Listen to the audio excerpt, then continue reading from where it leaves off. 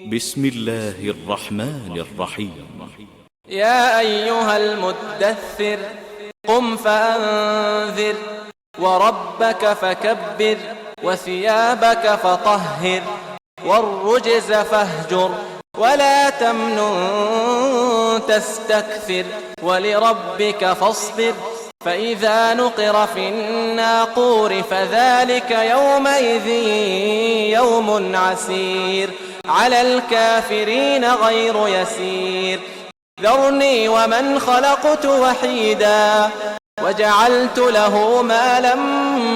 ممدودا وبنين شهودا ومهدت له تمهيدا ثم يطمع أن أزيد كلا إنه كان لآياتنا عنيدا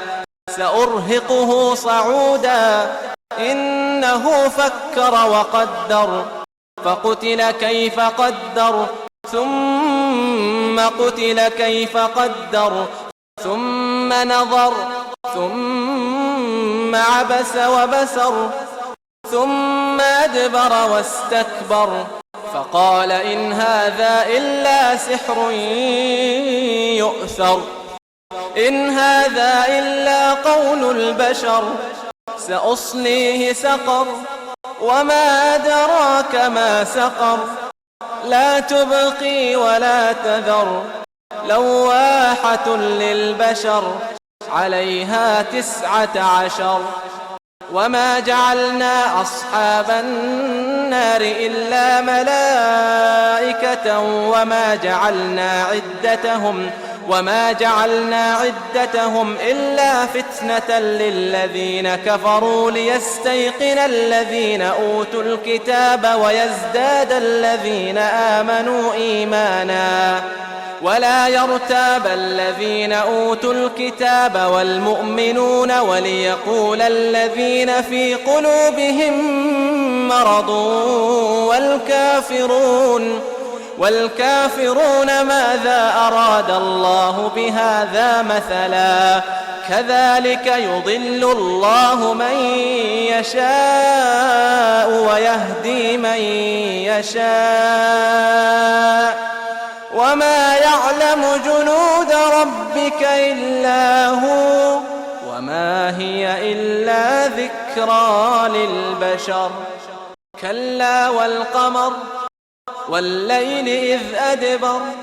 والصبح إذا أسفر إنها لإحدى الكبر نذيرا للبشر لمن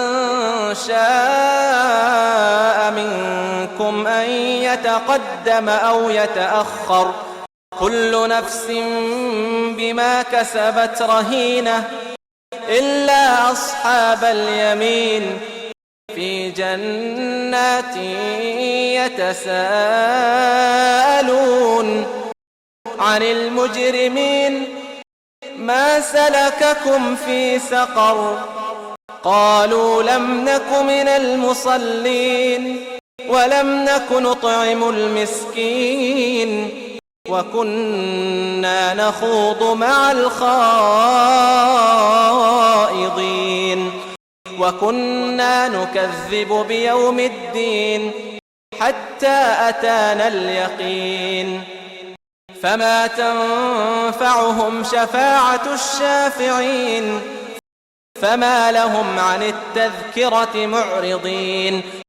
كأنهم حمر مستنفرة